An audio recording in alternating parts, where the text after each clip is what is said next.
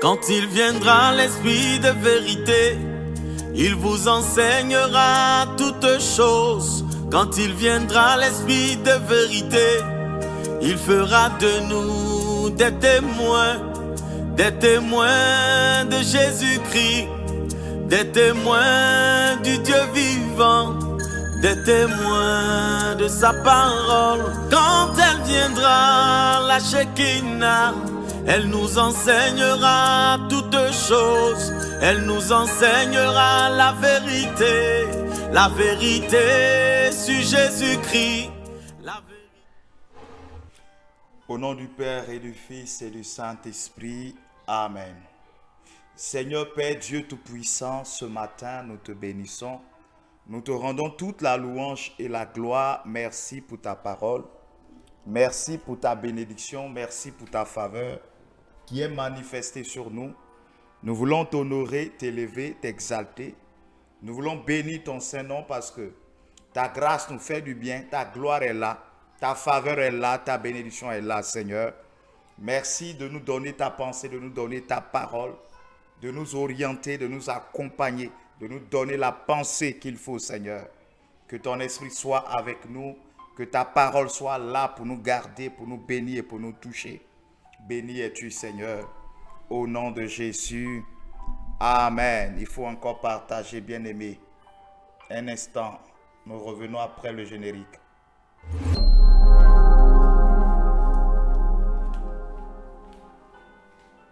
Quand il viendra l'Esprit de vérité, il vous enseignera toutes choses. Quand il viendra l'Esprit de vérité, il fera de nous des témoins de Jésus-Christ, des témoins du Dieu vivant, des témoins de sa parole. Quand elle viendra, la Shekinah, elle nous enseignera. Alors, bien-aimés frères et sœurs dans le Seigneur, nous allons parler ce matin sur la réunion du conseil. Dis encore avec moi, la réunion du conseil. Nous allons prendre deux textes importants. Nous allons prendre d'abord Job.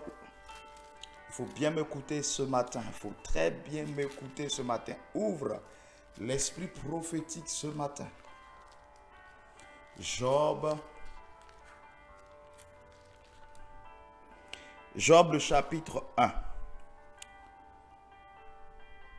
Amen. Job le chapitre 1. À partir du verset 6. Job chapitre 1 à partir du verset 6. Or, les fils de Dieu vinrent un jour se présenter devant l'Éternel. Et Satan vint aussi au milieu d'eux. L'Éternel dit à Satan, d'où viens-tu? Et Satan répondit à l'Éternel, de parcourir la terre et de m'y promener. L'Éternel dit à Satan, as-tu remarqué mon serviteur Job? Il n'y a personne comme lui sur la terre. C'est un homme intègre et droit, craignant Dieu et se détournant du mal. Et Satan répondit à l'Éternel, est-ce d'une manière désintéressée que Job craint Dieu?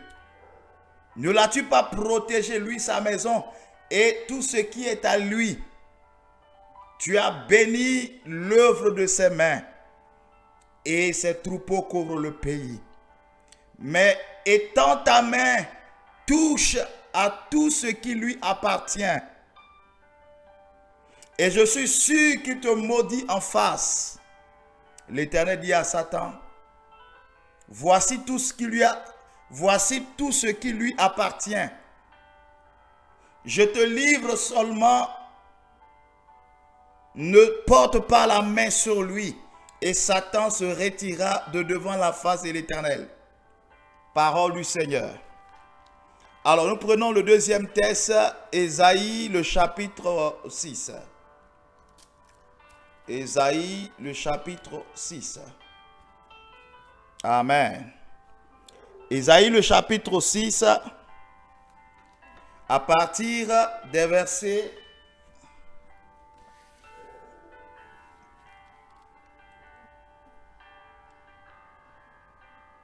Ésaïe chapitre 6, à partir des verset 1. L'année de la mort du roi Osias, je vis le Seigneur assis sur un trône très élevé. Et les pans de sa robe remplissent le temple. Des séraphins se tenaient au-dessus de lui. Ils avaient chacun 6 ailes. 2 dont ils se couvraient la face. 2 dont ils se couvraient les pieds. Et 2 dont ils se servaient pour voler. Ils criaient l'un à l'autre et disaient: Saint, Saint est l'Éternel des armées. Toute la terre est pleine de sa gloire. Les portes furent ébranlées dans leur fondement par la voix qui retentissait. Et la maison se remplit de fumée. Alors je dis: malheur à moi, je suis perdu, car je suis un homme dont les lèvres sont impures. J'habite au milieu d'un peuple dont les lèvres sont impures, et mes yeux ont vu le roi, l'Éternel des armées. Dis avec moi: mes yeux ont vu le roi, l'Éternel des armées. Dis-le: mes yeux ont vu le roi, l'Éternel des armées.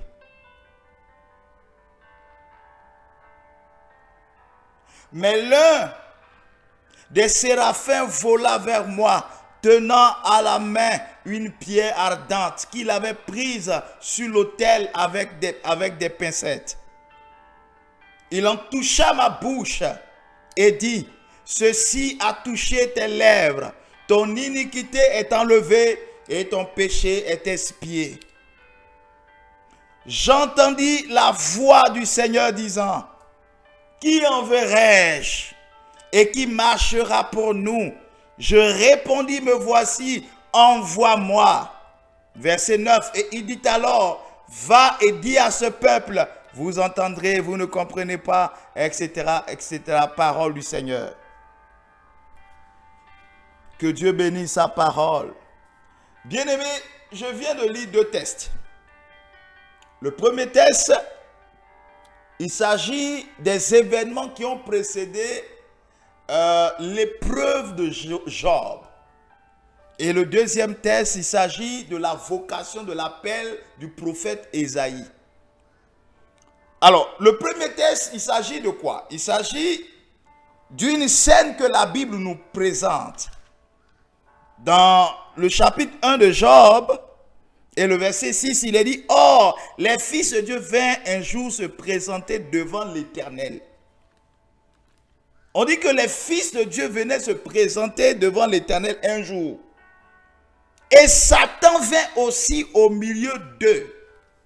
Et puis après, il y a un échange qui est engagé entre Satan et l'Éternel. Donc Satan parle à l'Éternel, l'Éternel et Satan échangent. Et après encore, il est dit qu'une seconde fois, il y a eu encore une telle réunion. Si on parle de la présence de Dieu, si on parle de certains hommes, de certains fils de Dieu qui sont venus dans la présence de Dieu, si on parle d'un échange qui a eu lieu pendant ce temps de présence entre Dieu et Satan, cela suppose qu'il y avait une réunion. Cela suppose qu'il y avait une réunion. C'est ce que j'appelle la réunion du conseil. Amen. Dis avec moi: la réunion du conseil. La réunion du conseil. Avant que Dieu ne donne plein pouvoir à Satan de pouvoir agir sur la vie de Job, Satan avait participé à des réunions avec le Seigneur. Satan avait participé à des réunions avec l'Éternel. Et à cette réunion, ou à ces réunions, la Bible dit qu'il y avait des fils de Dieu qui vinrent se présenter devant l'Éternel. Et Satan vint aussi au milieu d'eux. Donc c'était une rencontre où il y avait les fils de Dieu et où il y avait Satan. Mais la chose bizarre que vous allez constater, c'est qu'à aucun moment on ne parle de la présence de Job au cours de cette réunion. Dis avec moi: gang, gang, gang. À aucun moment on nous a parlé de la présence de Job à cette réunion. Tout ce qui va se passer après, c'est que Job va subir des événements qui vont se produire dans sa vie. Il ne fera que subir des événements qui vont se passer dans sa vie. La Bible dit, alors que ses enfants étaient en train de s'amuser, de manger chez un des frères, il y a eu des malheurs qui sont arrivés, ils sont tous morts. On est venu lui annoncer la nouvelle. Alors que ces bergers et autres, ces pasteurs étaient sur ces plantations, étaient sur ces bêtes dans les champs, etc. Il y a eu des cataclysmes, il a tout perdu. On est venu lui dire que tout est fini. Job a subi des choses qui se sont déroulées au cours d'une réunion à laquelle il n'a pas participé. C'est au cours de cette réunion que Job, qu'est-ce qui s'est passé? C'est au cours de cette réunion que le sort de Job a été décidé. Mais le sort de Job a été décidé à son absence. Le sort de Job a été traité en son absence. Or, la Bible parle de la sainteté de Job. La Bible dit que cet homme était un saint, il était injuste. Injuste ou un saint qui, malgré sa sainteté ou sa justice, manque d'être au bon endroit à la bonne heure.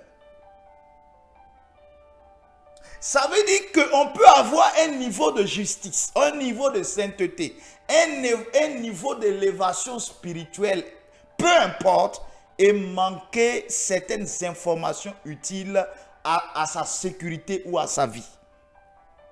Il y a des failles qui peuvent être fatales à ta vie.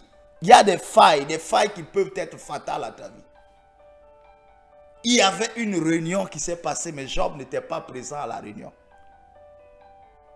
Job était un saint, un homme puissant, un homme saint, un homme qui craignait le Seigneur, injuste, un homme qui plaisait à Dieu. Mais il y avait des choses qui se décidaient à son sujet.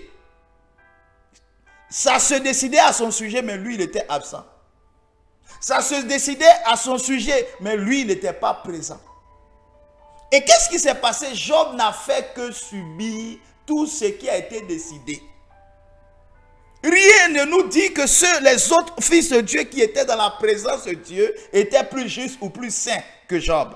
De tout le texte de Job, Job chapitre 1, chapitre 2, chapitre 3, et tout le livre de Job qui parle de cet homme, l'une des seules personnes dont dans ce texte, dans ce livre, il nous est dit qu'il est juste, qu'il est saint, il s'agit de Job.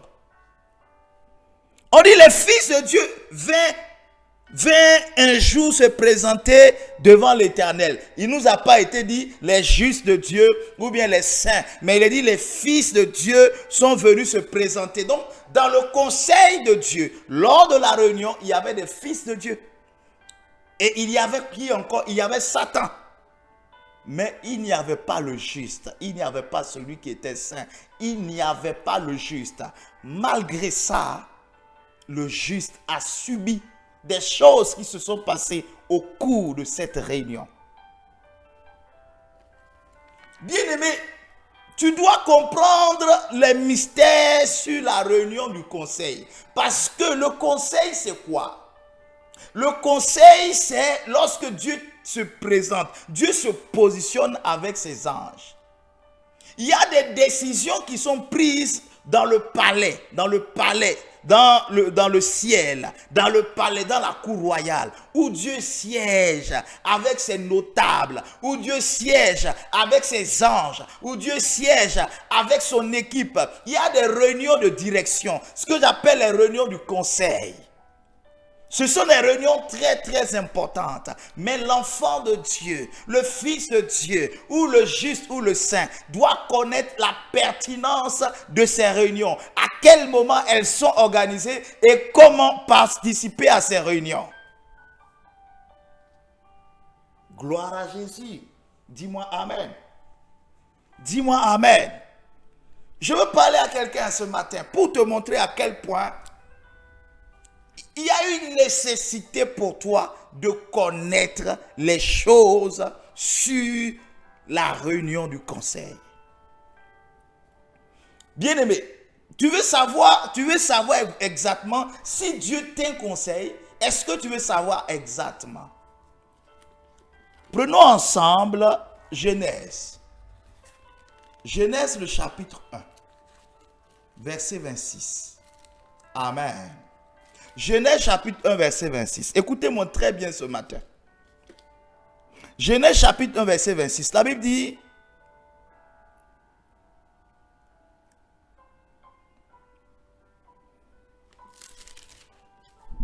Genèse 1, verset 26. La Bible dit, puis Dieu dit, faisons l'homme à notre image, selon notre ressemblance, et qui domine sur les poissons de la mer, sur les oiseaux du ciel, sur le bétail, et sur toute la terre, et sur tous les reptiles qui rampent sur le sol.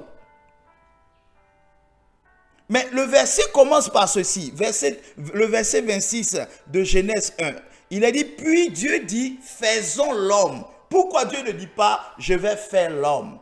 Pourquoi Dieu ne dit pas, je fais l'homme? Mais Dieu dit, faisons l'homme. Pourquoi faisons? La Bible dit que Dieu parle, on est au singulier, et quand il ouvre la bouche pour parler, maintenant il s'exprime au pluriel. Il ne dit pas, la Bible dit, Dieu, nous sommes au verset 26, la Bible dit, Dieu dit. 2 points. Et après, qu'est-ce que Dieu dit? Faisons l'homme à notre image. Et il dit même notre. Faisons l'homme à notre image. Ça veut dire que Dieu s'adressait à certaines personnes. Il ne parlait pas seul. Dieu s'adressait à certaines personnes. Or, dans cette adresse, on peut conclure qu'il y avait une rencontre. Il y avait une réunion. Il y avait une réunion du directoire. Ici, quand Dieu dit faisons l'homme à notre image et à notre ressemblance, il s'agit de quoi? Il s'agit de qui sinon? Il s'agit de la Sainte Trinité. Dieu Père, Dieu Fils et Dieu Esprit Saint qui forment la même nature divine. Quand nous avons vu le deuxième texte d'Ésaïe chapitre 6. La Bible dit que Ésaïe a vu une scène surréaliste dans le temple. Ésaïe a vu une scène surréaliste dans le temple. Il dit, l'année de la mort du roi Osia, je vis le Seigneur assis sur un trône très élevé. Comment a-t-il fait pour voir le Seigneur sur son trône? C'est parce que Ésaïe participait aux réunions de direction, il participait au conseil, à la grande réunion du conseil. Il dit l'année de la mort du roi Osia. Il donne une date, une période bien précise. Il dit, je vis le Seigneur assis sur un trône très élevé. Là, on parle d'une scène qui se passe spirituellement. Et les pans de sa robe remplissaient le temple. Ça veut dire quoi? Ça veut dire que Ésaïe était entré dans le temple. Il était dans le temple physique. Mais pendant qu'il était dans le temple physique, donc dans le lieu de culte, il était dans la chapelle, il était dans l'oratoire ou dans le sanctuaire. Pendant qu'il y était, il a participé à une réunion. Ça veut dire que tu peux participer à cette réunion depuis la position que tu as sur la terre. Et Isaïe voyait une scène surréaliste. La Bible dit qu'il voyait sur un trône très élevé les pans de sa robe. Il voyait Dieu, le Seigneur assis sur un trône très élevé. Et les pans de sa robe remplissaient le temple. Waouh! Et puis il décrit même la scène, tous ceux qu'il a vus dans le conseil. Il dit des séraphins se tenaient au-dessus de lui. Ils avaient chacun 6 ailes. Dedans, ils se couvraient à la face. Dedans, ils se couvraient les pieds. Et dedans, ils se servaient pour voler. Il donne les détails de cette réunion. Il donne les détails du conseil. Et ce qui va se passer au cours de son conseil. Le Seigneur dit une chose. Il dit, au verset 8, Ésaïe dit, il dit, j'entendis la voix du Seigneur au cours du conseil. disant, qui enverrai-je et qui marchera pour nous? Qui enverrai-je et qui marchera pour nous? On voit ici encore la spécificité, on voit ici encore l'énoncé, c'est-à-dire le passage du singulier au pluriel. Il dit, verset 8, il dit, j'ai entendu la voix du Seigneur, disant, qui enverrai-je et qui marchera pour nous? Et Ésaïe répondit, me voici, envoie-moi. Ésaïe n'a pas subi. Ésaïe a participé à la réunion. Ésaïe a participé au conseil. Et il a reçu des paroles directement. Il a donné sa position. Au cours du conseil, Dieu n'a pas envoyé Ésaïe. Dieu a positionné une requête au cours de la réunion. Il a dit, qui est-ce que nous allons envoyer qui va monter pour nous? Quand tu participes à la réunion, sinon à la rencontre, tu participes au conseil, tu fais une entité avec le Seigneur, tu participes au royaume et tu fais partie de ceux qui décident. Tu fais partie des décideurs ou des exécutants. Ésaïe n'a pas dit, j'ai entendu le Seigneur me dire. Il dit, j'ai entendu la voix du Seigneur. C'est-à-dire, au cours de la réunion, le Seigneur a parlé. La vocation d'Ésaïe a été une vocation qui a été décidée dans le conseil de Dieu. C'est pas pour rien qu'Ésaïe fait partie, ou le livre prophétique d'Ésaïe fait partie des livres les plus prophétiques, ou les plus mystérieux. Même sa conception, on peut parler de plusieurs formes, on peut parler des frasques, des parties de la Bible qui constituent Ésaïe. Bref, on peut parler de la taille de son œuvre, la taille de son ministère. On peut parler de plusieurs choses sur Ésaïe. Ésaïe est un prophète dense. L'appel d'Ésaïe n'est pas descendu alors qu'Ésaïe était sur la terre, ou Ésaïe était couché. La Bible dit Ésaïe était dans la réunion, il était dans le conseil. Et Dieu a dit, qui enverrai-je? Il dit, qui marchera pour nous? C'est-à-dire le conseil que nous sommes en train de tenir, les décisions du conseil que nous sommes en train de prendre maintenant. Qui va marcher pour nous? Qui va aller et exécuter? Qui va aller dans le monde et faire accomplir les décisions que nous prenons? Alors, Ésaïe s'est présenté. Il a dit, Père, me voici, envoie-moi. Et le Seigneur envoya Ésaïe. Bien-aimé, est-ce que quelqu'un me dit Amen? Envoie les cœurs, dis Amen. Bien-aimés frères et sœurs, nous allons prendre ensemble Apocalypse. Dis Amen avec moi. Dis Amen avec moi. Karaborobosha. Nous allons prendre Apocalypse. Apocalypse, le chapitre 5. D'abord, on va prendre Apocalypse, chapitre 4. Le livre d'Apocalypse, le chapitre 4. Dis avec moi la réunion du conseil. Je parle sur la réunion du conseil pour aider quelqu'un. Je parle sur la réunion du conseil pour présenter le conseil de Dieu et montrer comment participer à la réunion du conseil. Amen. Dis Amen avec moi. Apocalypse chapitre 4, verset 1. C'est l'apôtre Jean qui parle. L'évangéliste Jean, l'apôtre Jean, il dit, après cela, je regardais et voici une porte était ouverte dans le ciel. Waouh! La première voix que j'avais entendue, comme le son d'une trompette, et qui me parlait, dit, monte ici et je te ferai voir ce qui doit arriver dans la suite. Aussitôt je fus ravi en esprit et voici il y avait un trône dans le ciel et sur ce trône quelqu'un était assis. Celui qui était assis avait l'aspect d'une pierre de jasme et de sardoine. Et le trône était environné d'un arc-en-ciel semblable à de l'émeraude. autour du trône, écoutez maintenant, il dit autour du trône, je vis 24 trônes.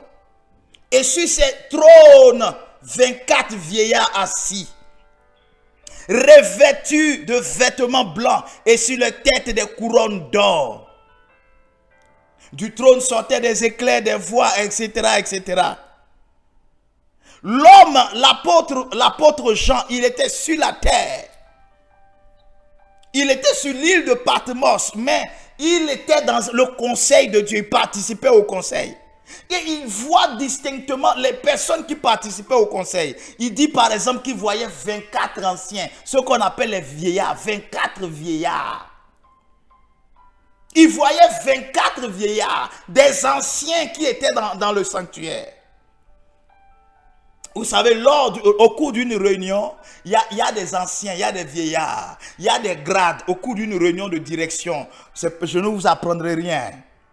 Quand il y a la réunion de direction ou la réunion du conseil d'administration, il y a plusieurs DG qui sont là. Nous avons le DRH, nous avons le DAF, nous avons le PDG ou le PCA. Il y a plusieurs. Il y a des gens qui sont dans l'entreprise à cause de leur ancienneté. Et il dit il y avait 24 vieillards, 24 anciens, c'est-à-dire des gens qui étaient habitués à rester dans le temple, à rester sinon dans le conseil, à participer aux réunions du conseil. La Bible dit 24 vieillards. Et tellement ils avaient l'habitude de participer au conseil qu'ils avaient même des trônes, c'est-à-dire des places précises et prévues pour eux. Prévues pour ces hommes-là. Gloire à Jésus. Le problème qui se passe, c'est que de plus en plus les chrétiens sont absents du conseil de Dieu. Le conseil, c'est le lieu de décision. Le conseil, c'est là que des informations importantes se passent. Job était juste. Il a subi tout ce qu'il a subi parce qu'il était absent du conseil. Alors que des choses étaient en train d'être décidées à son endroit, Job était absent. Où sont les chrétiens lorsque Dieu tient conseil? Où sont les enfants de Dieu lorsque il y a réunion du conseil céleste? Où sont les enfants de Dieu? Alors qu'il y a des anciens qui participent au conseil, alors qu'il y a plusieurs êtres vivants, des anges qui participent au conseil, alors même qu'il y a Satan et ses représentants qui participent au conseil. Où sont les enfants de Dieu lorsque le conseil de Dieu se tient, lorsque la réunion du conseil a lieu?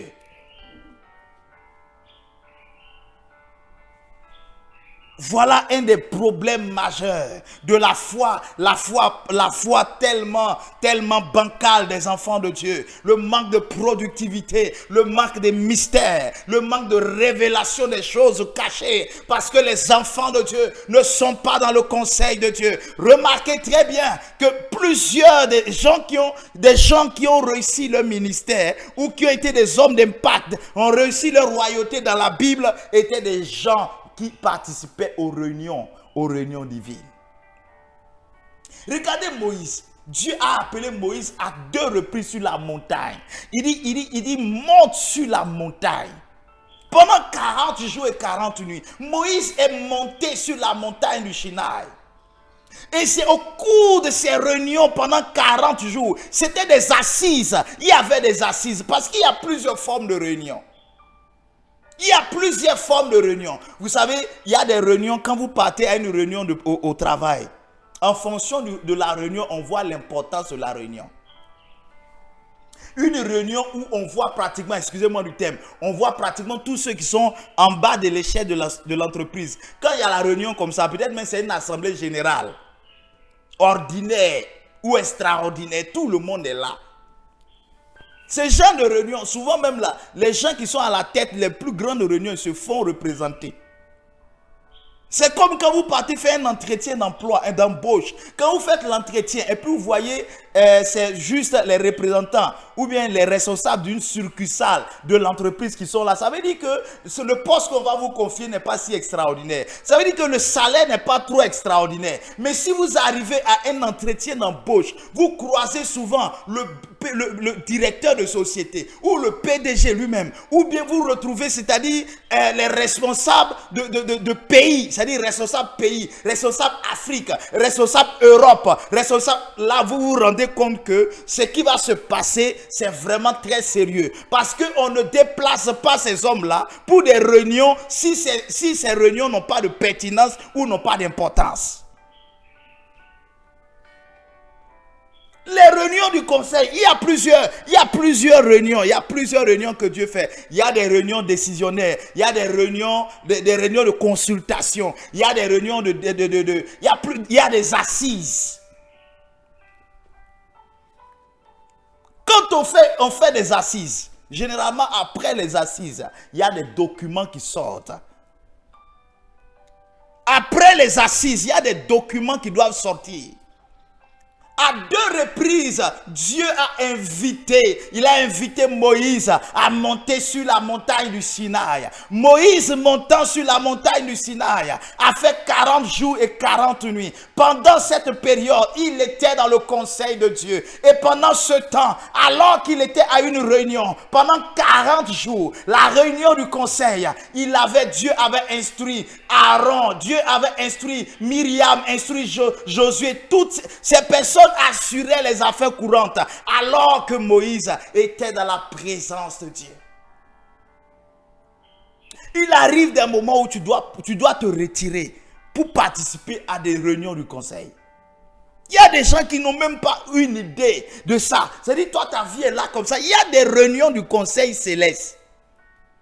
Il y a des réunions du conseil et ta capacité à participer aux réunions du conseil est une capacité qui active en toi la grandeur spirituelle, qui active en toi l'alliance, qui active en toi la puissance, qui active en toi la capacité de dominer. Quelqu'un qui participe à des conseils spirituels et célestes n'est pas quelqu'un de simple. Dis Amen. Je ne fais que commencer mon message. Dis Amen. Envoie les cœurs, dis Amen. La réunion du conseil. Gloire à Jésus. Moïse monte sur la montagne, fait 40 jours.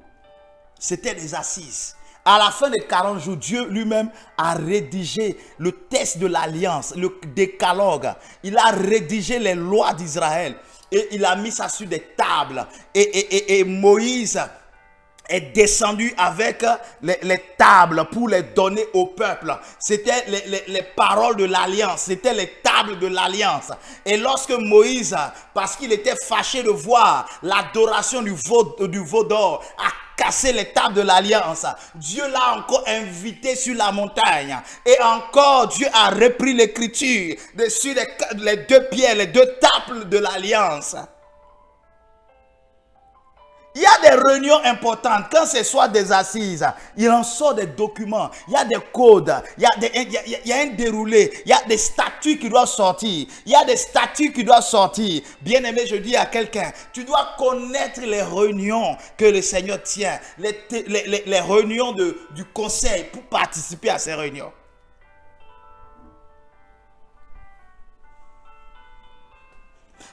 Gloire à Jésus. Tout enfant de Dieu qui participe aux réunions du conseil céleste est un enfant de Dieu qui voit plus loin que les autres. Est un enfant de Dieu qui voit plus loin que les autres. Quand un homme de Dieu prophétise, où il parle des mystères, où il parle des choses spirituelles, où il parle des prophéties sur 10 ans, sur 20 ans, où il parle des choses à venir sans les voir, c'est quelqu'un qui participe aux réunions du conseil. Il a une ouverture d'esprit incroyable. Son esprit est alerté sur des choses sur lesquelles les autres ne sont pas informés. Il est précédé. Les informations le précèdent. Il précède l'accomplissement des informations, l'accomplissement des prophéties. Il entend le premier, il voit le premier, il sait les choses qui doivent se passer. C'est un homme de mystère, un homme qui découvre des choses cachées. Gloire à Jésus. Oh, c'est ça, c'était ça le problème de Job. Job n'était pas là. Le diable était dans le conseil. Le diable participait au conseil. Mais Job, le juste, était absent. Voyez comment les enfants de Dieu sont absents au conseil de Dieu, absents aux réunions spirituelles qui sont engendrées, aux réunions spirituelles qui sont organisées. Les enfants de Dieu sont absents, alors qu'il y a des démons qui vont les cribler, qui vont les réclamer.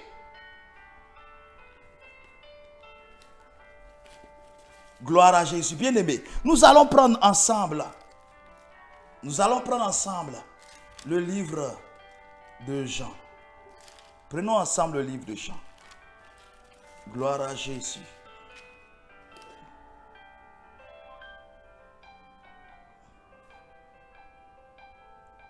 Gloire à Jésus. Karabosha karaberebos. Kirabasha karebosa.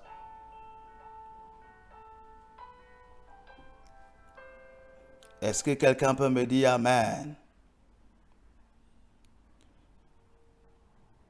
Est-ce que quelqu'un peut me dire Amen? Amen. Est-ce que quelqu'un peut me dire Amen? Plutôt, nous allons prendre Luc, le chapitre 22, verset 31. Plutôt, Luc chapitre 22, plutôt. Gloire à Jésus. Est-ce que quelqu'un m'envoie des cœurs? Luc, le chapitre 22. Amen. Amen. Luc, chapitre 22, verset 31. Le Seigneur dit à Simon, Simon, Satan vous a réclamé pour vous cribler comme le froment. Mais j'ai prié pour toi, afin que ta foi ne défaille point. Et quand tu seras converti, affermis tes frères. Seigneur, lui dit Pierre, je suis prêt à aller partout et en prison et à la mort. Amen. Est-ce que vous voyez la force de ce que le Seigneur dit? Il dit, Luc 22, verset 31, dit, le Seigneur dit, Simon, il parle de Pierre, Satan vous a réclamé. Satan vous a réclamé. Amen. Pour vous cribler comme le froment. Mais Jésus parle de cette scène. La scène là a existé à quel moment? Il dit ça, Jésus prévient Simon. Il dit Satan vous a réclamé pour vous cribler comme le froment. Mais j'ai prié pour vous. À quel moment Satan avait réclamé les apôtres? À quel moment? C'était lors des réunions du conseil. Ça veut dire que les réunions du conseil, il y a des sièges. On peut trôner dans des réunions du conseil. On peut être présent dans des réunions du conseil. C'est possible. Satan était présent. Il a réclamé les apôtres. Les apôtres n'étaient pas là. Par contre, Jésus rappelle à Pierre. Il dit, Satan vous a réclamé. C'est la même chose qui s'est passée au cours de l'histoire de Job. Job était absent et Satan réclamait. Il réclamait des choses à Dieu. Il réclamait des choses dans le conseil. Il réclamait des choses dans le conseil, bien-aimé. C'est pourquoi, écoutez-moi bien, la Bible appelle l'accusateur de nos frères. La Bible appelle l'accusateur de nos frères. La Bible appelle Satan l'accusateur de nos frères. Ça veut dire que dans le conseil de Dieu, il est celui qui nous accuse. C'est lui qui fait, on fait accuser, levez-vous. On fait accuser, levez-vous. Dans la réunion du conseil, ce qui se passe, c'est que le diable, il est celui qui nous accuse. Si tu veux, c'est comme le procureur. Je ne sais pas, il est procureur de quoi, mais bon, c'est comme c'est lui le procureur.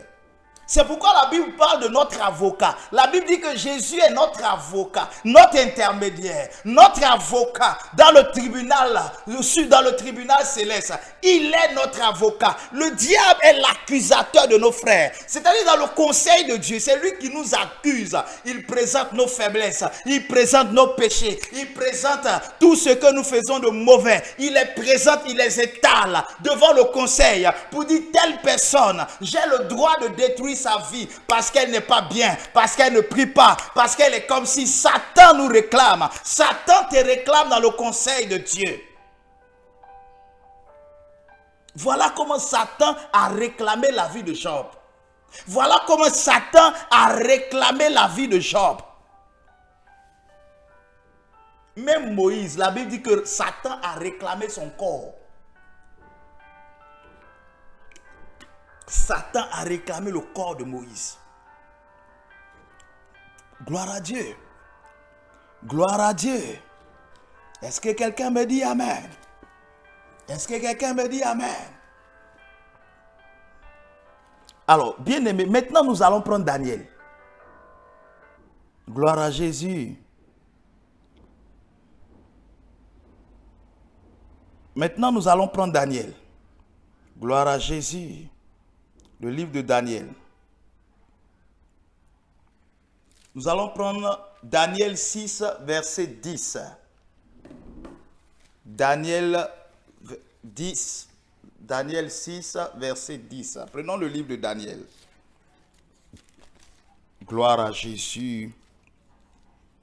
Gloire à Jésus. Daniel 6, verset 10. Amen. Nous prenons ensemble.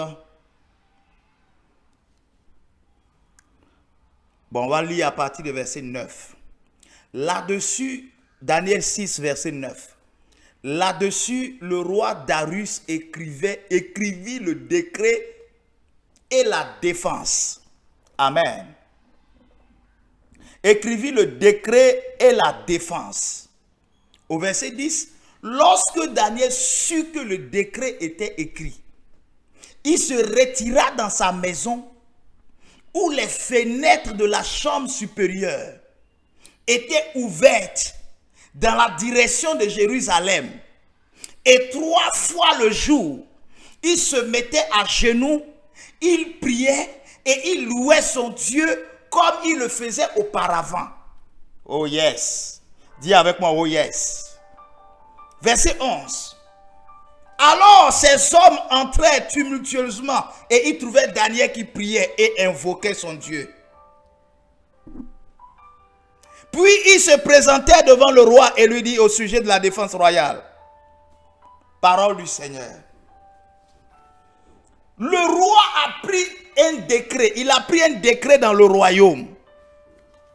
Et le décret dit que quiconque ne suivait pas le décret de la royauté, quiconque ne suivait pas le décret qui avait été pris par le roi, un décret farfelu, un décret satanique, un décret bizarre, quiconque ne suivait pas le décret devait être jeté dans la fosse aux lions.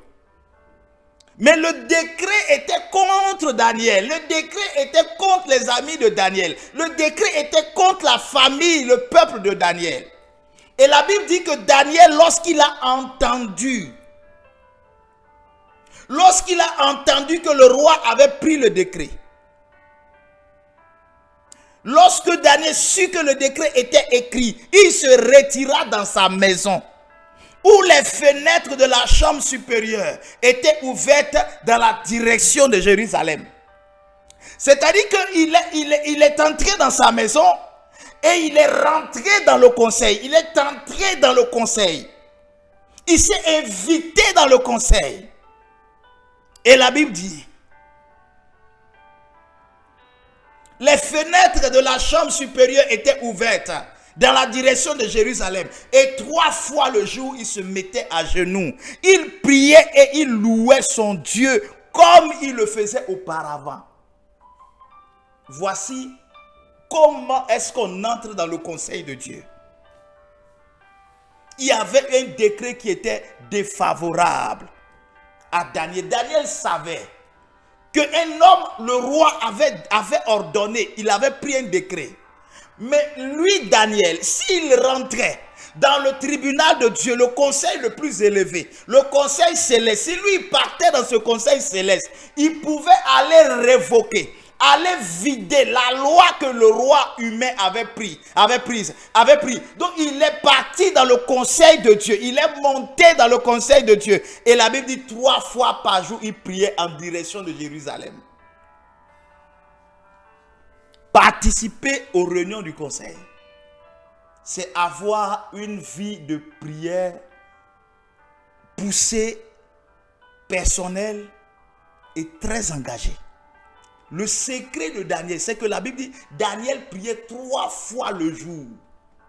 Donc si on dit 3 fois le jour, c'est-à-dire priait le matin, il priait dans le milieu du jour et il priait dans la soirée.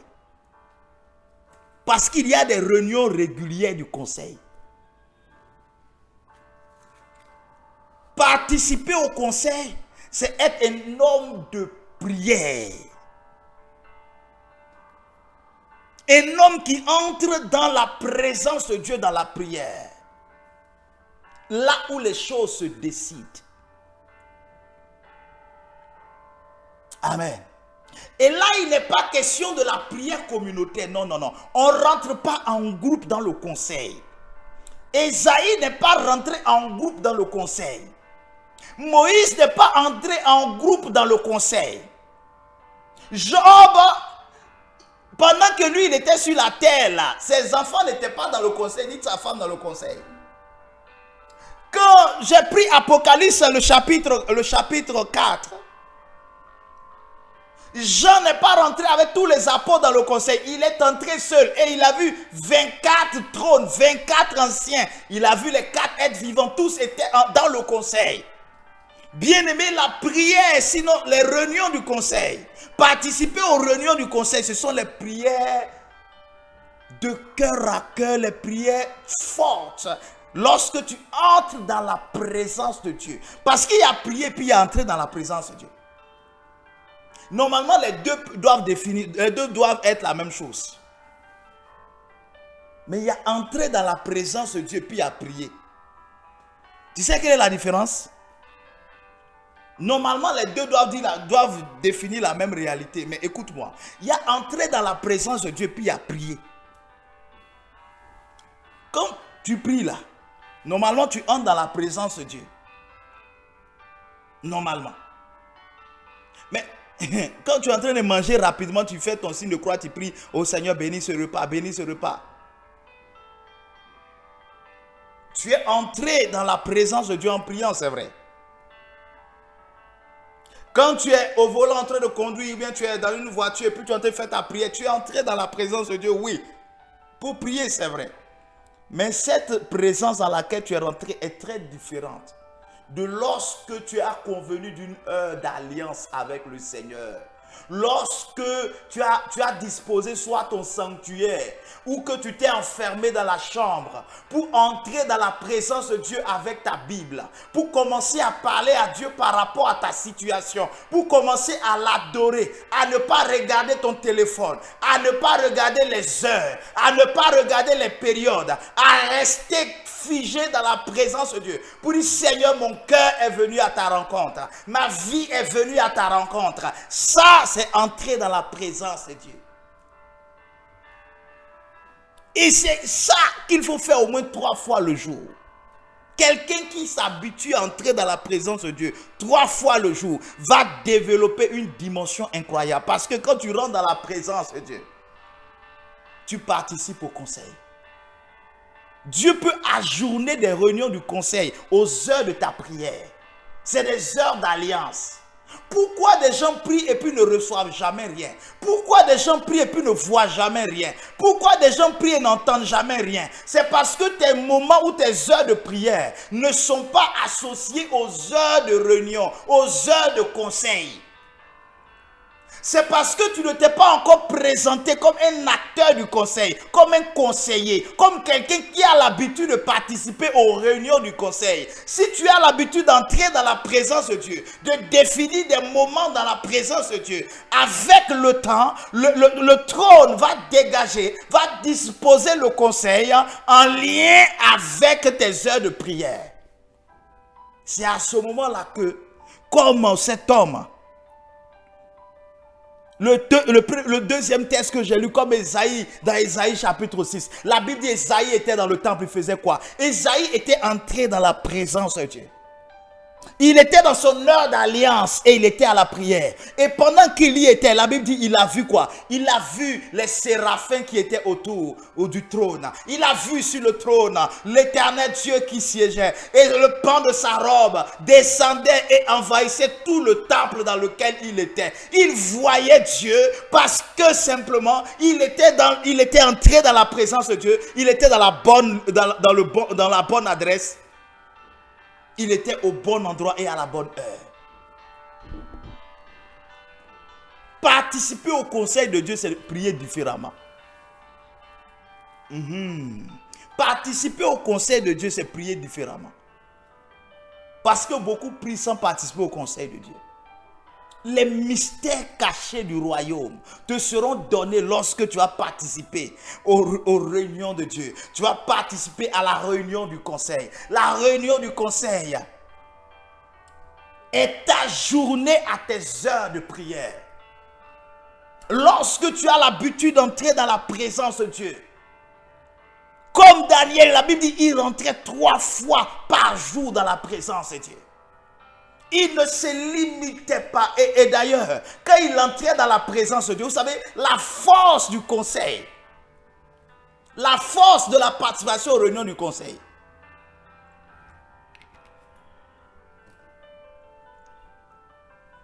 c'est qu'il faut qu'on t'ouvre la porte. Dis avec moi, il faut qu'on t'ouvre la porte. Dis avec moi, il faut qu'on t'ouvre la porte. Pour participer aux réunions du conseil, on doit t'ouvrir la porte. Il y a quelque chose qui ouvre la porte. C'est pourquoi l'apôtre Jean dit, il a vu les clés de David. Et il dit que les clés de David étaient dans les mains de qui? De l'agneau. Il a vu les clés de David. Et il a dit que celui qui avait les clés de David, quand il ouvre une porte, personne ne peut fermer. Et quand il ferme une porte, personne ne peut ouvrir. Quelle est cette porte qu'on peut ouvrir et personne ne peut fermer? Quelle est cette porte qu'on peut fermer et personne ne peut ouvrir? C'est une porte rare. C'est une porte qui n'est pas humaine. C'est une porte qui n'est pas physique. C'est la porte de l'accès à la présence de Dieu. La porte de l'accès à Dieu. Et cette clé, la Bible l'appelle la clé de David. La clé qui ouvre la porte du ciel. Et la Bible l'appelle la clé de David. C'est-à-dire, c'est une disposition de David. Qu'est-ce que David avait de plus grand? C'était l'adoration. David était un homme qui adorait. Un homme du cœur de la louange. Un homme du cœur de l'adoration. Bien aimé, l'adoration donnée au trône est la clé qui ouvre à la réunion, qui te donne accès à la réunion. En d'autres mots, si tu es un habitué à la prière, des demandes, oh Seigneur, je veux travailler, Seigneur, mon mariage, Seigneur, mes enfants, tu vas toujours prier, mais jamais entrer dans la présence de Dieu. Tu vas toujours prier, mais jamais participer au conseil. Si tu as l'habitude aussi de chasser les démons, je casse, je brise, je casse, je brise. Tu vas toujours casser, mais tu ne seras jamais élu dans le conseil de Dieu. Parce que pour entrer dans la présence, pour que les portes du royaume, les portes de la réunion s'ouvrent à toi, il faut être un adorateur. C'est l'adoration qui te donne la clé de David pour ouvrir la porte que personne ne pourra fermer, pour fermer la porte que personne ne pourra ouvrir. C'est la porte de l'éternité, la porte de la présence de Dieu. Il faut que tu aies cet accès. Tu dois participer à la réunion du conseil. Dis Amen avec moi. Dis Amen. Dis Amen. Dis à partir d'aujourd'hui, je dois participer à la réunion du conseil. Dis, je dois participer à la réunion du conseil. Gloire à Jésus. Gloire à Jésus. Dis, je dois participer à la réunion du conseil. Karaborobo shakarabababa. Mandarebo sakarebosa. Dis, je dois participer à la réunion du conseil. Dis, je dois participer à la réunion du conseil.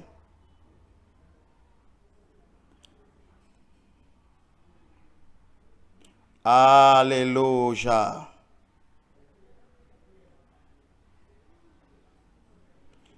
Alléluia. Prenons le psaume 24. Psaume 24. Amen. Prenons le psaume 24, le verset 7. Amen.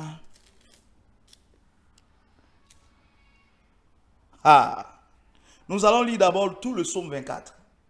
Nous allons lire tout le psaume 24. Amen. Et puis on va durer un peu plus sur le verset 7. Gloire à Jésus. Est-ce que quelqu'un est béni par ce message? Est-ce que quelqu'un est béni par ce message? Psaume 24. À l'Éternel la terre et ce qu'elle renferme, le monde et ceux qui l'habitent, car il a fondé sur les mers et a fermé sur les fleuves. Qui pourra monter à la montagne de l'Éternel? Qui se lèvera jusqu'à son lieu saint? Regardez, hein? Qui pourra monter à la montagne de l'Éternel? Qui se lèvera jusqu'à son lieu saint? Celui qui a les mains innocentes et le cœur pur. Celui qui ne livre pas son âme au mensonge et qui ne jure pas pour tromper. Il obtiendra la bénédiction de l'Éternel, la miséricorde du Dieu de son salut. Voilà le partage de la génération qu'il invoque. À ceux qui cherchent la face de Jacob. Verset 7. Porte, élevez vos linteaux. Élevez-vous, porte éternelle. Que le roi de gloire fasse son entrée. Qui est ce roi de gloire? L'Éternel, fort et puissant. L'Éternel puissant dans les combats. Porte, élevez vos linteaux. Élevez les portes éternelles. Que le roi de gloire fasse son entrée. Qui est donc le roi de gloire? L'Éternel des armées. Voilà le roi de gloire. Bien-aimé, quand le Seigneur fait son entrée lors de la réunion, voilà ce qui est dit. On dit porte, élevez vos linteaux. Élevez-vous, porte éternelle. Quand le roi de gloire fait son entrée. Quand le roi de gloire fait son entrée. Quand le roi de gloire fait son entrée. Élevez vos linteaux, porte. Élevez vos linteaux. Et regardez la même chose qui se passe encore en Apocalypse. Apocalypse. Gloire à Jésus. Gloire à Jésus. Apocalypse. Le chapitre 4.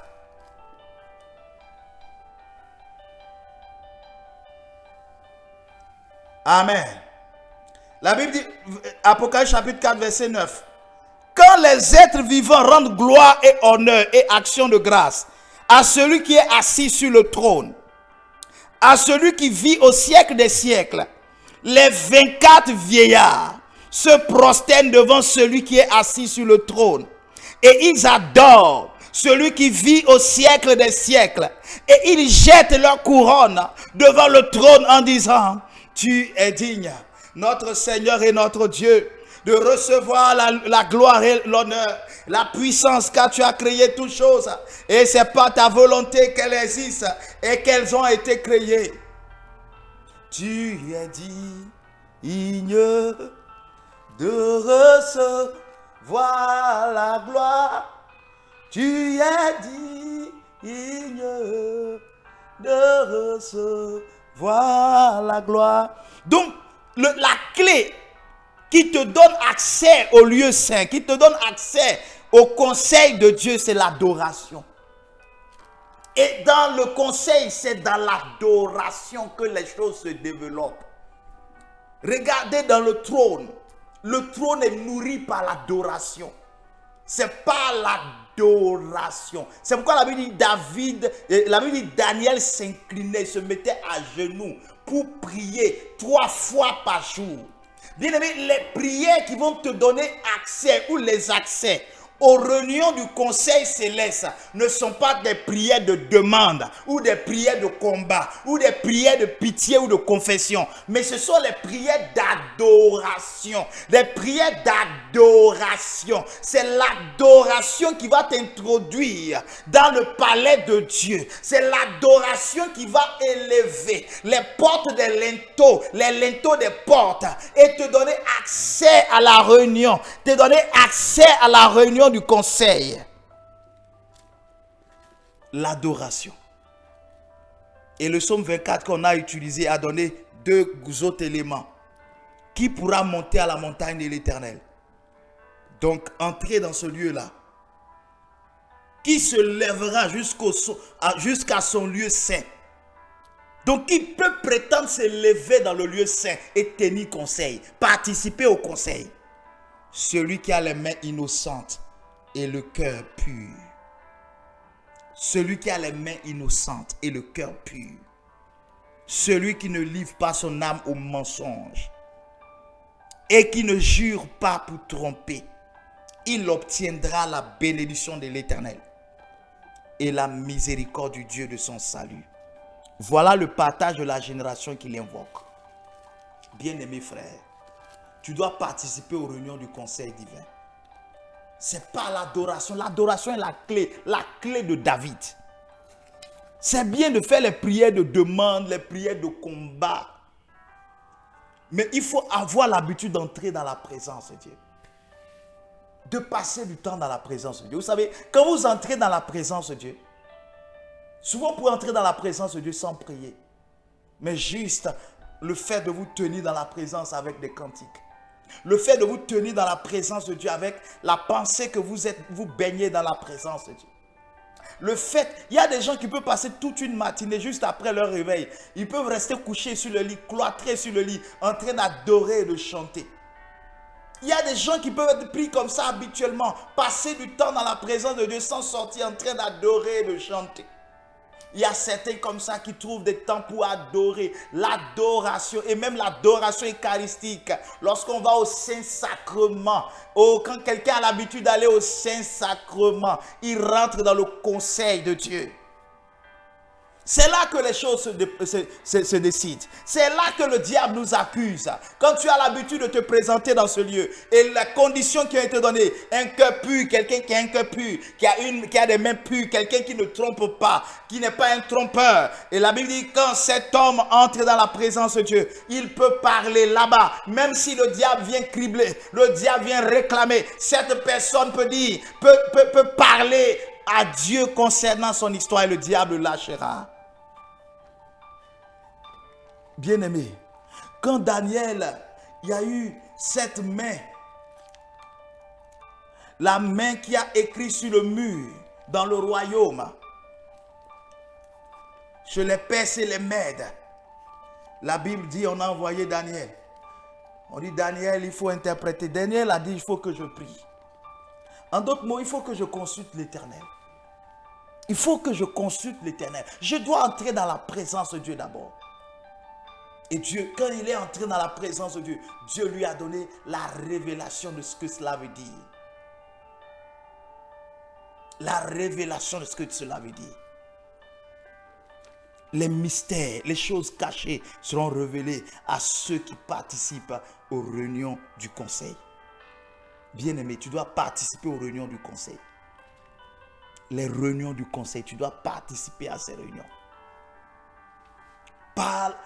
Tu dois t'habituer, rentrer dans la présence de Dieu. Et rentrer dans la présence de Dieu. Quand Esaïe était dans la présence de Dieu, il a entendu l'Éternel demander, qui enverra? J'entendis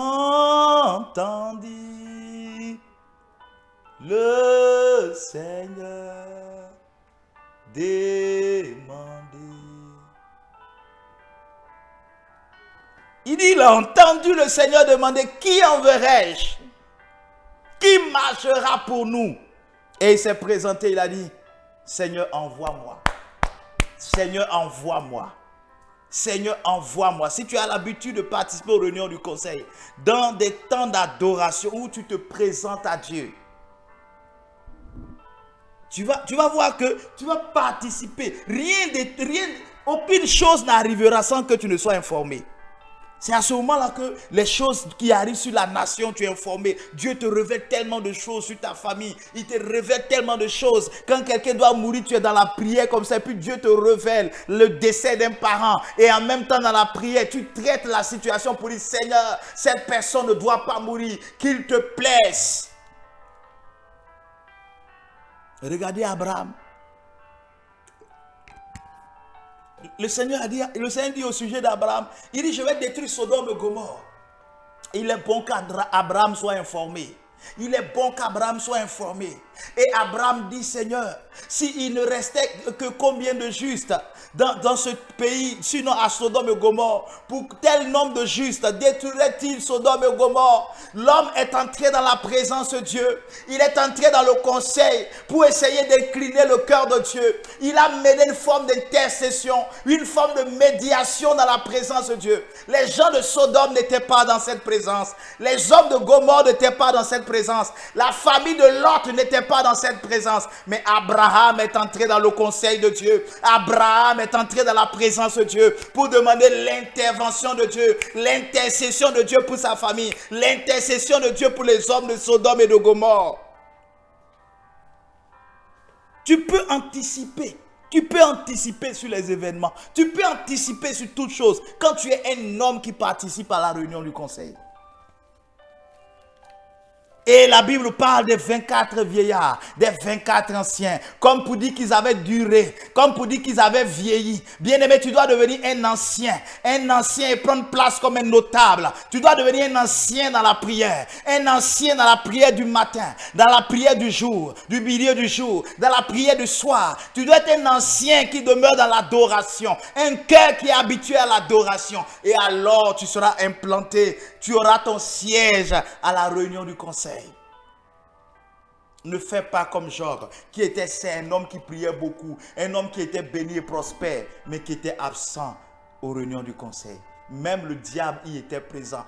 D'autres frères dans le Seigneur, les fils du royaume du Seigneur, étaient dans le sanctuaire, étaient à la réunion. Mais l'homme qui était sur la terre, qui était aimé par Dieu, béni par Dieu, était absent. Parce qu'il était absent, il y a eu des décisions dans le sanctuaire. Il y a eu des décisions lors de la réunion du conseil. Des décisions ont été prises. Dieu a dit, tu peux toucher à Job, tu peux toucher à ses biens, tu peux toucher à sa santé, mais ne mets pas ta main sur sa vie. Et le diable est parti parce que l'autorisation lui avait été donnée dans le conseil. Parce que l'autorisation lui avait été donnée dans le conseil. Alors que Job était absent, il y avait une négociation. Il y avait des échanges entre Dieu et Satan le concernant. Et alors Satan a acquis le pouvoir de cribler, le pouvoir de faire souffrir Job. Il était saint, il était un homme qui priait. Mais il a souffert parce qu'il manquait aux réunions du conseil. Dis avec moi, je veux entrer, je veux être à la réunion du conseil.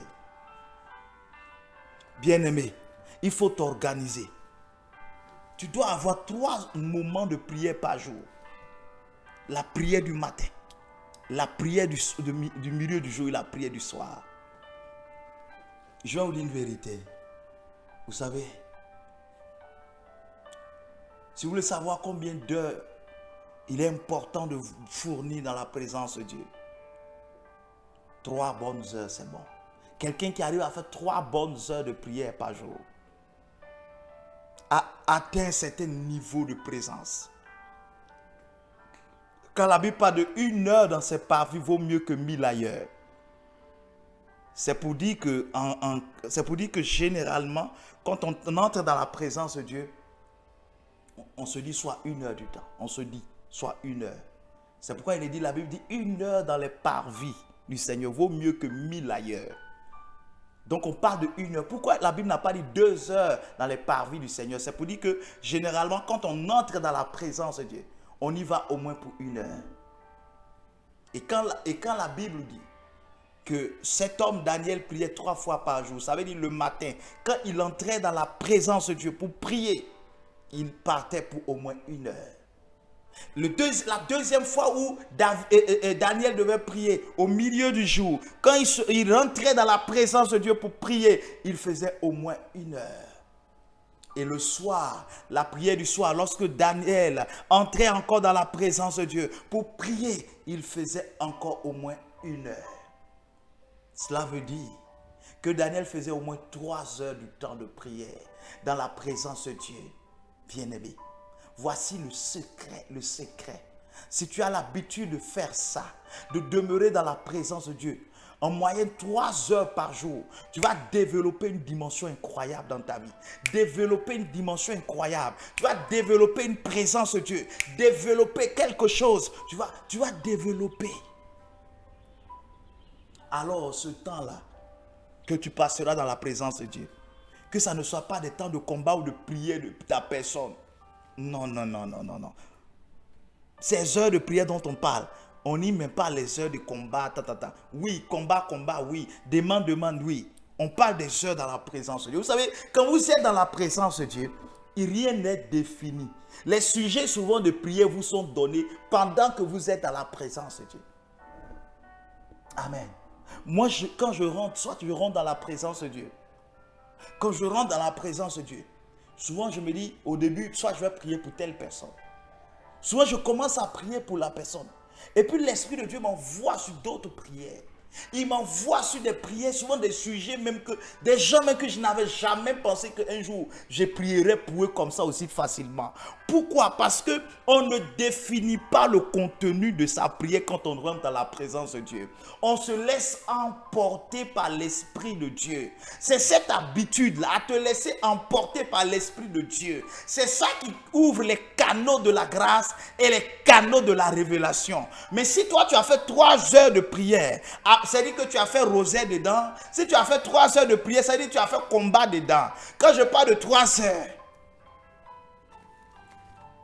tu peux faire le rosaire, c'est vrai, tu peux faire combat, tu peux faire tout, mais il ne faudrait pas que pendant tous ces 3 heures de temps de prière, ou même ces 1 heure de temps de prière, que tu sois toujours en train de faire la demande, en train de demander. Tu peux faire le rosaire pour avoir une grâce particulière, pour avoir l'esprit davantage, l'époux de la Vierge, de la Vierge Marie, qui est le Saint-Esprit. En faisant le rosaire, cet époux-là peut venir dans ta vie. Amen. Amen. Il faut avoir faim de la présence de Dieu comme ça. La clé pour avoir accès, c'est l'adoration. Elle n'a pas d'heure, elle n'a pas de timing, elle n'a pas de squelette. Et Jésus qui nous donne la précision sur comment faire. Il dit, quand vous voulez prier, entrez dans votre chambre et enfermez-vous dans votre chambre et priez. Votre Père qui est là, qui vous voit dans le secret, il vous le révaudra. Il y a le lieu c'est le lieu d'intimité, la chambre, le lieu d'intimité. J'ai une vidéo que j'ai fait avec une structure qui a posté il y a 2 ans ou 3 ans sur YouTube, c'est pas sur ma chaîne, c'est la prière secrète de la chambre. La prière secrète de la chambre. Si quelqu'un va sur YouTube, peut taper ça pour chercher. La prière secrète de la chambre. Ou dans la chambre, Dieu nous parle dans la chambre. Nous vivons un moment privilégié où Dieu est avec nous. Et c'est là que tout se décide. Gloire à Jésus. Est-ce que quelqu'un peut me dire Amen? Alors lève les mains, je vais te recommander à Dieu. Lève les mains, je vais te recommander à Dieu.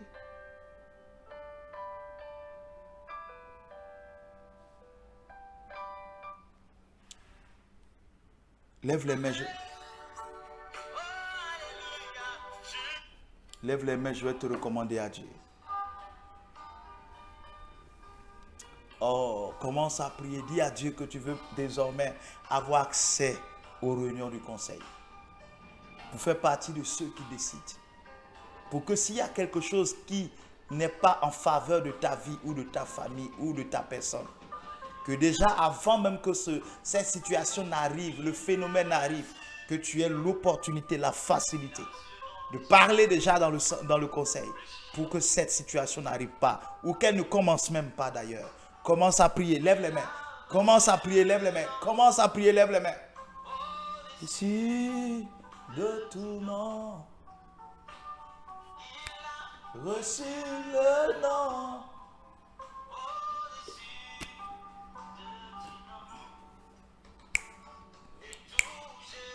Fléchira lorsqu'on parlera de l'agneau.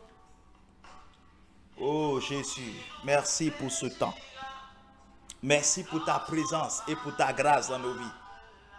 Merci pour ce message qui nous donne de grandir spirituellement et de comprendre qu'au-delà de nos prières habituelles, nous sommes appelés à être des participants aux réunions du conseil. Le conseil céleste, le conseil divin. Nous voulons y participer. Ouvre-nous les portes de ce conseil, afin que nos cœurs y entrent, afin que nos cœurs y siègent, afin que nos vies y entrent, afin que nos cœurs y siègent. Ô Saint-Esprit, remplis-nous, Seigneur, et donne à chacun de nous une vie de prière épanouie, une vie de prière intense, une vie de prière forte, une vie de prière puissante, afin de découvrir davantage ta présence en nos cœurs. Oh non, adorons Jésus, élevons son nom.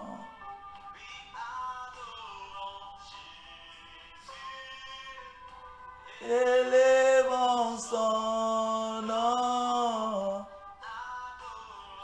Jésus, élevons son nom.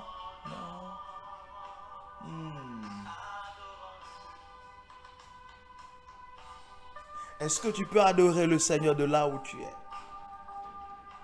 Est-ce que tu peux adorer le Seigneur en quelques minutes? Adore-le, adore-le, adore-le. Maraya lemorobosh, karababoso tarabarebosh, malayele keterebosa karabere, mandarayele bosha karababoso toro, rekarabayaraboso taraberebos. Oh Seigneur, ta présence nous envahit. Ta gloire est là, Seigneur. Mon Dieu est bon.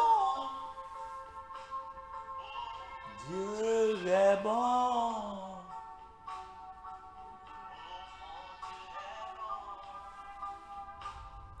Il m'a sauvé. Oh Jésus, tu es là ce soir avec nous ce matin, tu nous fais du bien. Je te rends grâce, je te bénis. À toi la louange et la gloire. Au nom de Jésus. Amen. Est-ce que de là où on est, quelqu'un peut acclamer le Seigneur? Dis Amen avec moi. Que Dieu te bénisse, que Dieu te bénisse, que Dieu te bénisse.